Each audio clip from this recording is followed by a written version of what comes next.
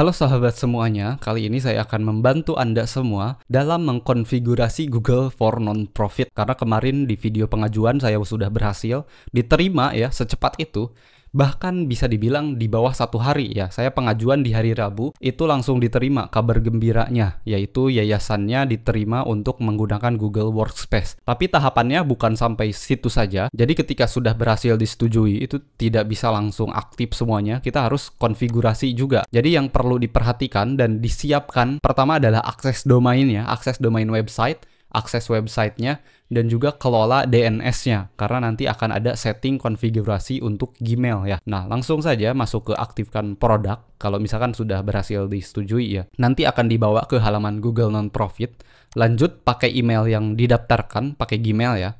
Kemudian di sini ada ajakan untuk aktifkan Google Workspace for Non-Profit. Ada beberapa yang ditawarkan, yaitu Workspace Non-Profit, Grants, Non-Profit YouTube, kredit Google Maps, platform, dan juga Google Analytics. Ada banyak ya. Jadi langsung saja klik mulai. Kemudian di sini ada pertanyaan, apakah Anda sebelumnya pernah menggunakan Workspace? Tentu tidak, kami belum pernah menggunakan Workspace karena ini baru pertama kali. Karena Workspace itu berbayar ya, dan harganya juga cukup lumayan untuk kebutuhan bisnis, apalagi lembaga, itu sekitar $3, $3,6 untuk satu usernya, dan itu dibebankan per tahun. Dengan kita punya Workspace gratis, kita bisa masuk ke sini, bisa dapat hingga ribuan pengguna, bahkan ratusan domain yang bisa dikelola. Jadi langsung saja kita lanjutkan. Ada beberapa step yang harus segera diselesaikan, yaitu pertama, daftar untuk mengikuti uji coba Google Workspace Non-Profit. Kemudian di sini ada verifikasi domain, kemudian juga kirimkan nama domain, akan ditinjau ya domainnya. Tugasnya website dan juga akses hosting atau domain itu untuk memverifikasi domainnya ya. Jadi tinggal dibuka saja websitenya dan buka website Anda masing-masing ya. Jangan ikuti seperti di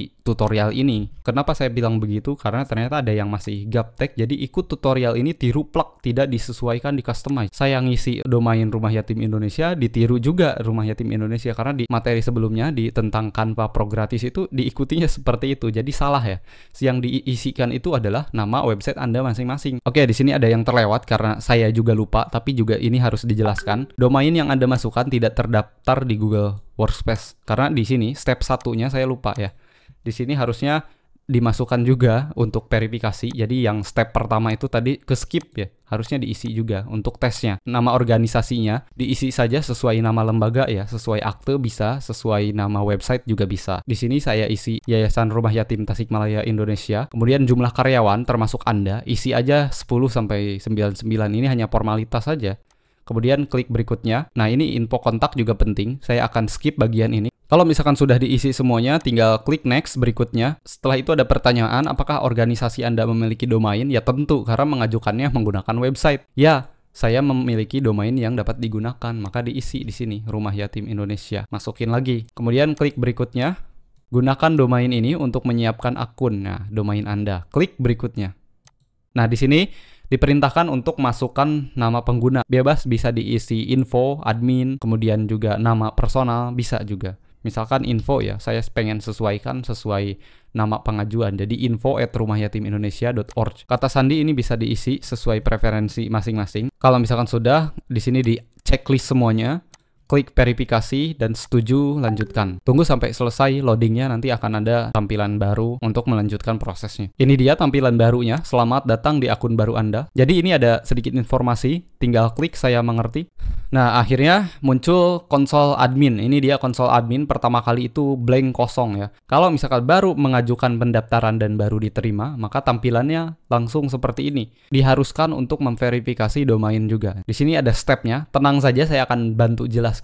Kalau misalkan Anda bingung juga, silahkan bertanya, saya akan senang untuk menjawab. Saya akan bantu yayasan Anda berkembang sampai benar-benar bisa menggunakan layanan premium dari Google ya. Ini penting juga. Ada beberapa step. Yang step pertama itu lindungi domain, yaitu klik berikutnya saja. Kemudian buat akun tambahan, ini bisa di skip juga karena bingung juga apa email yang akan digunakan nantinya.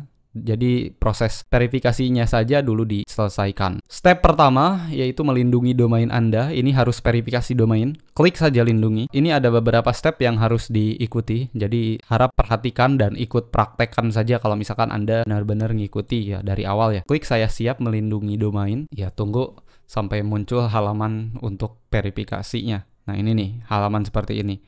langsung saja klik berikutnya ke langkah 2. Nah, ini dia, ini yang diperlukan. Pertama, pastikan masuk ke domain administrator atau kelola domainnya. Di sini saya masuk ke zone editor karena pakai control panel ya. Mungkin di sini ada yang sudah paham tentang kelola domain dan website, itu jauh lebih mudah.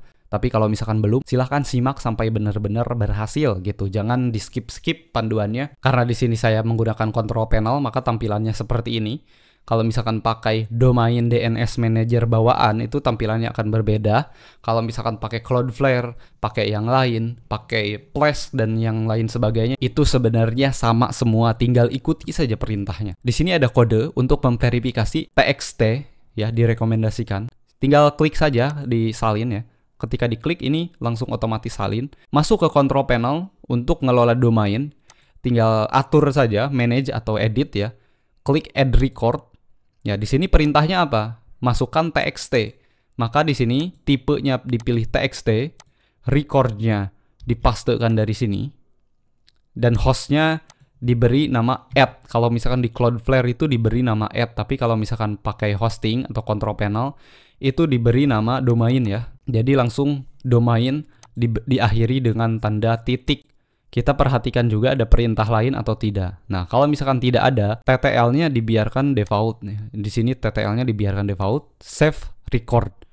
Nah, biasanya proses propagasi untuk DNS ini ada yang instan, ada juga yang harus menunggu ya. Contohnya kalau misalkan kita pakai Cloudflare, itu biasanya instan. Jadi disarankan pakailah Cloudflare kalau misalkan Anda sudah mengerti tentang DNS dan juga hosting, karena untuk kelola domain dan hal yang lain sebagainya itu jauh lebih mudah. Saya juga mengelola banyak domain menggunakan Cloudflare, tapi kebetulan ini belum sempat dan website ini menggunakan control panel, jadi ya seadanya saja. Kemudian kalau misalkan Anda belum paham tentang Cloudflare, ya sudah, jangan ikut maksakan, pakai saja control panel. Di tahap verifikasi ini mungkin agak sedikit lama, karena di sana juga dijelaskan estimasinya 5 menit, tapi saya tidak menjamin 5 menit itu langsung selesai. Tergantung provider apa yang digunakan, dan juga seberapa bagus layanan yang Anda gunakan untuk websitenya. Karena di sini saya menggunakan control panel yang sebelumnya, di mana hostingnya untuk detik ini saya tidak merekomendasikan lagi penggunaan hosting yang dipakai di sini. Karena ada beberapa kasus websitenya down dalam 1 tahun terakhir itu 2-3 kali. Nah, di sini sudah selesai, ada notifikasi, bagus sekali, domain sudah dilindungi. Klik lanjutkan saja. Di sini tujuan workspace kita menggunakan untuk banyak orang, jadi jangan gunakan untuk sendiri, biar nggak rugi ya. Step 1 sudah selesai, ya, selesaikan aktivasi G Suite for non-profit. Klik lanjutkan. Nah, di sini kita diharuskan untuk masuk lagi ke halaman pertama, yaitu kita harus login ke halaman Google non-profit seperti pengajuan. Nah, di sini nih, tadi kan domainnya tidak bisa dimasukkan. Nah, disinilah kita memasukkan domain yang tadi sebelumnya belum bisa karena tadi sudah verifikasi domain, maka klik aktifkan. Setelah proses ini, maka ada peninjauan. Kita coba refresh saja halamannya. Nah, pakai ini. Apakah ada perubahan atau tidak? Nah, di sini sudah ada perubahan ya. Google Workspace for Non-Profit. Status permintaan aktivasi diterima. Proses ini memerlukan waktu beberapa hari untuk ditinjau. Anda akan diberitahu melalui email jika keputusan sudah diambil.